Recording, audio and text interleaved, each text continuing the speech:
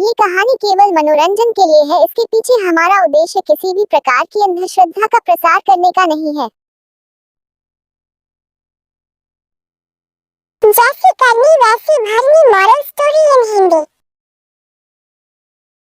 वो कहते हैं ना कि जैसी करनी वैसी भरनी। इंसान जैसा काम करता है उसे उसका फल भी वैसा ही मिलता है। अगर आपने अच्छे कर्म किए होंगे तो आपको उसका अच्छा फल मिलेगा और आपने बुरे कर्म किए होंगे तो आपको उसका बुरा फल मिलेगा। अगर किसी के साथ कुछ बुरा होता है तो लोग कहते हैं कि इसने पिछले जन्म में जरूर कुछ बुरा किया होगा, इसलिए ही उसके साथ ऐसा बुरा हुआ। और अगर किसी के साथ कुछ अच्छा होता है तो लोग कहते हैं कि इसने पिछले जन्म में जरूर कुछ अच्छा काम किया होगा, इसलिए ही इसके साथ आज ये अच्छा हुआ।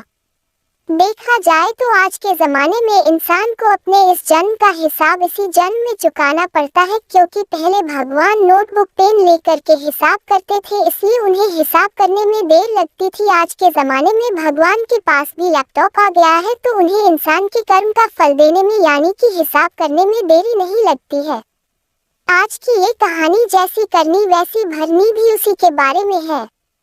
एक बार एक व्यक्ति को रास्ते में यमराज मिल जाते हैं। वो व्यक्ति उन्हें पहचान नहीं पाया। यमराज ने उस व्यक्ति से पीने के लिए पानी मांगा। उस व्यक्ति ने बिना कुछ सोचे और बिना एक भी क्षण गंवाए यमराज को पानी पिला दिया। पानी पीने के बाद यमराज ने उस व्यक्ति को बता दिया कि वो उसके प्राण लेने के लिए आए हैं, किंतु उस व्यक्ति ने यमराज की प्यास बुझाई है, इसलिए वो उन्हें अपनी किस्मत बदलने का एक मौका देते हैं। इतना बोलने के बाद यमराज ने उस व्यक्ति के हाथ में एक डायरी दे दी और उस व्यक्ति से कहा कि तुम्हारे पास 10 मिनट का समय है। इस डायरी में तुम जो भी लिखोगे वही सच में हो जाएगा, लेकिन ध्यान रखना कि तुम्हारे पास केवल 10 मिनट ही है।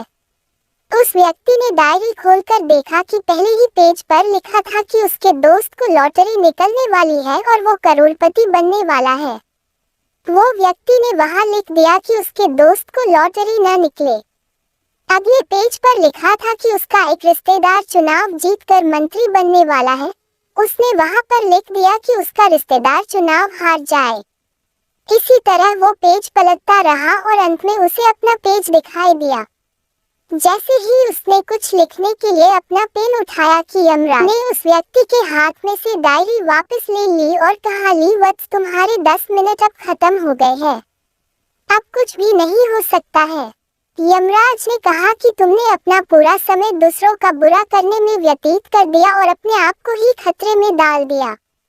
अब तो तुम्हारा अंत निश्चित है। अब तुम्हें कोई नहीं बचा सकता, क्योंकि तुम अपने आप को ही नहीं बचा पाए।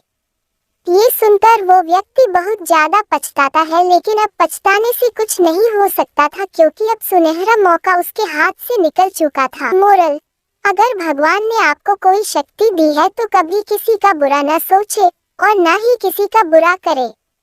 दूसरों का भला करने वाले सदा सुखी और दूसरों का बुरा करने वाले सदा दुखी रहते हैं।